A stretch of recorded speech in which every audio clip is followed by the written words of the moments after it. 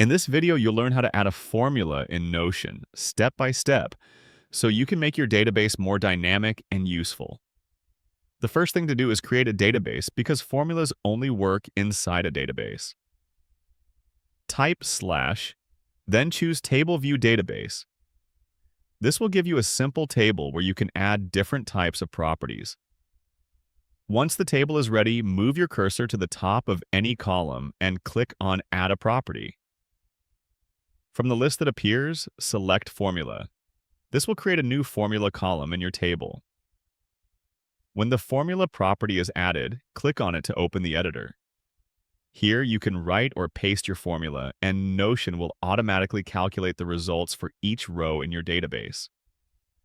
You can use formulas to do things like basic math, combine text, or even build advanced conditions. It's a great way to make your Notion pages more powerful and organized. If this tutorial helped you, make sure to subscribe and check out more Notion tips on this channel.